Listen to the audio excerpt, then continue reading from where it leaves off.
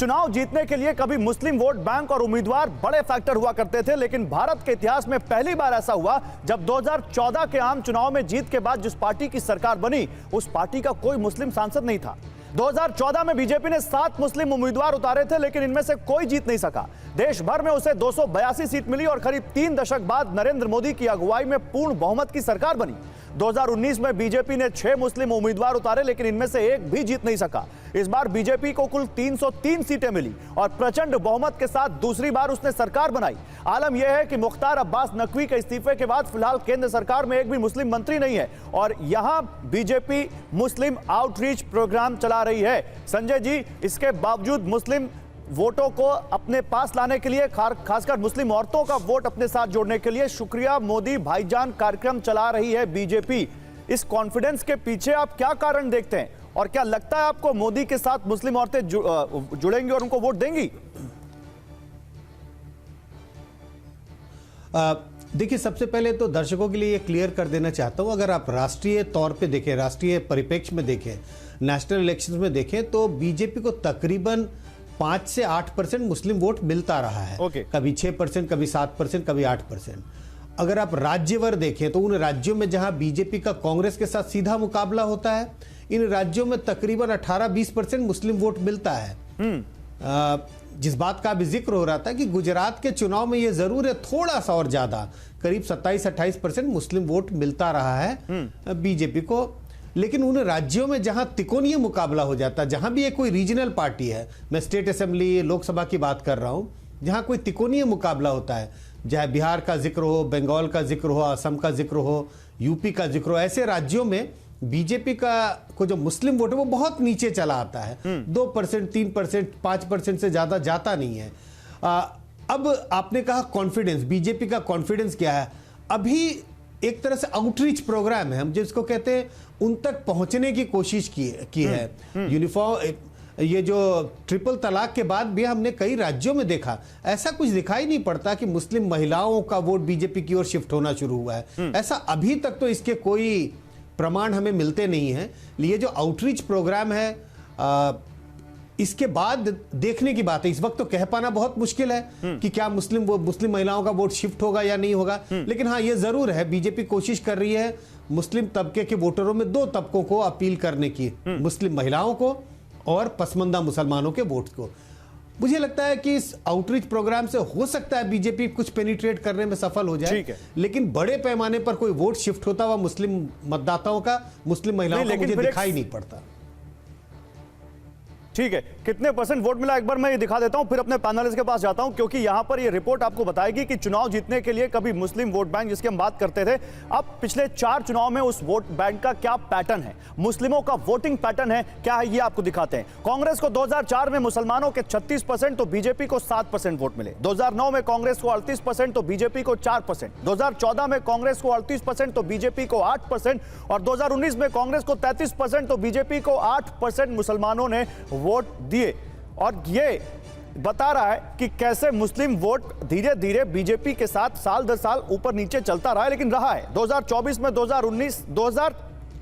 में 2019 से भी ज्यादा सीटें जीतने के लिए मुस्लिम वोट जरूरी है। ऐसे में बीजेपी ने पूरे देश में उन खास सीटों पर खास तौर से फोकस किया है जहां मुस्लिम आबादी 30% से ज्यादा है। देश के 10 राज्यों में 65 लोकसभा सीटें ऐसी हैं जहां मुस्लिम आबादी 30% से ज्यादा है। इनमें यूपी और पश्चिम बंगाल में 13-13 सीट, केरल और असम में 6-6 सीट, जम्मू कश्मीर की 5 सीट, बिहार की 4 सीट, मध्य प्रदेश की 3 सीट, तेलंगाना और हरियाणा की 2-2 सीट, महाराष्ट्र और लक्षद्वीप की 1-1 सीट शामिल है। और इन पर फोकस यह है कि ज्यादा से ज्यादा मुस्लिम वोटों को, खासकर मुस्लिम महिलाओं को अपनी तरफ लाया जाए।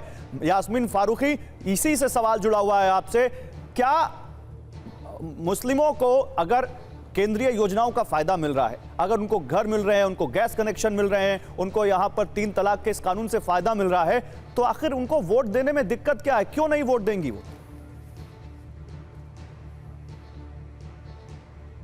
सवाल ये नहीं है कि वो मुस्लिम महिलाओं को, आप स्पेशली मुस्लिम महिलाओं को दे रहे हो क्या? आप कॉमन एक सब महिलाओं के लिए जो योजनाएं बना रहे हो वो मुस्लिम महिलाओं के लिए बना रहे हो।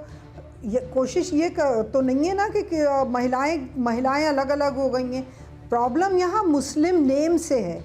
आप मुसलमानों को कहते हो हमें आप 70 बार खुद ये कह चुके हो कि हमें मुसलमानों के वोट की ज़रूरत नहीं है। क्या ऐसा नहीं हुआ है? क्या बीजेपी वालों ने ये बात नहीं कही है कि मुसलमानों के वोट की हमें ज़रूरत नहीं है? फिर आपको कहाँ से मुसलमान याद आ गए? आप धर्म के नाम पे राजनीति करते हो। आज अभी जो आप इंटरव्यू ले रहे थे, नहीं, मैं तो ये पूछ रहा हूँ यास्मीन जी, मैं तो ये पूछ रहा हूँ सरकारें किस लिए चुनी जाती हैं? आप ये तो एक्सेप्ट कर रही है ना कि ये सरकार महिलाओं को दे रही है कुछ यहाँ पर फायदा, अब वो मुस्लिम हो या गैर मुस्लिम हो, ये तो आप मान रही है ना? अरे मेरे भाई, तो क्या मुसलमान महिलाओं के बाप और भाई नहीं होते? उनके शौहर नहीं होते? उनके साथ ज्यादती करके क्या मुस्लिम महिलाओं को आप महिलाओं को दे रहे हैं, आप मुस्लिम महिलाओं को नहीं दे रहे? मैम, क्या सरकारें बाप भाई की जगह लेने के लिए चुनी जाती हैं? क्या बात कर रही हैं आप? मैं तो ये बोल रहा हूँ कि अगर आप कह रही हैं कि ये सरकार सभी मुस्लिम महिलाओं के लिए काम कर रही है, सभी महिलाओं के लिए काम कर रही है, परिवार की जगह तो कोई नहीं ले सकता, लेकिन फिर कहीं ना कहीं मुस्लिम महिलाओं को इस सरकार से फायदा हो रहा है, आप भी मान रही हैं, और वही वो कार्यक्रम चलाने जा रहे हैं ताकि उनको बता सके। आप मुस्लिम को क्यों कह रहे हो? आप मुस्लिम को अलग क्यों कर रहे हो महिलाओं से? महिलाओं को फायदा दे रहे हैं वो, कोई पर्टिकुलरली अगर मुस्लिम महिलाओं को मैं ये नहीं कह रहा, मेरा पॉइंट ये नहीं है, मैं तो ये कह रहा हूं कि आप खुद कह रही हैं कि महिलाओं को फायदा हो रहा है, आप मुस्लिमों को उससे अलग क्यों कर रहे हैं? आप यही कह रही है ना? नहीं, मैं ये कह रही हूँ कि महिलाओं को फायदा आप दे रहे हो, मुस्लिम महिलाओं को जो आप स्पेशल नाम दे रहे हो ऐसा कुछ नहीं है। आप मुस्लिम महिलाओं को नहीं दे रहे हो तो आप बीजेपी मुस्लिम महिलाओं को बांट रही है, आप ये कह रही हैं? फिर महिलाओं को दे रहे हैं, आप ये कह रही हैं बीजेपी मुस्लिम महिलाओं को बांट रही है? अंबर ज़ैदी, बीजेपी का मुस्लिम महिलाओं को बांट रही है? मुझे एक बताइए अंबर ज़ैदी। अगर हम महिलाओं की बात करें तो जितनी भी अगर हम विपक्षी पार्टियां हैं उनकी बात की जाए तो उनके लिए कभी भी महिलाएं अगर ओवरऑल देखा जाए, खास तौर से मुस्लिम महिलाएं, तो उनके लिए कभी कोई मुद्दा रही नहीं है, ना ही उनके मुद्दे कभी उनके लिए कोई उनके एजेंडा में शामिल रहे। लेकिन अगर हम बीजेपी की बात करें तो महिला सशक्तिकरण और उसमें मुस्लिम महिलाओं के मुद्दों पे वो खासा जोर देते आए हैं, जिसमें ट्रिपल तलाक की बात करें, बिना महरम। तो अंबर ज़ैदी फिर यही है, तो वोट बैंक की पॉलिटिक्स आप समझती हैं? फिर 2024 का टारगेट मुस्लिम महिलाएं हैं, ये आप मानती हैं? आप मान रही हैं कि बीजेपी चाहती है कि इस कार्यक्रम के जरिए मुस्लिम महिलाओं के वोट को अपनी तरफ लाया जाए? 20 सेकंड।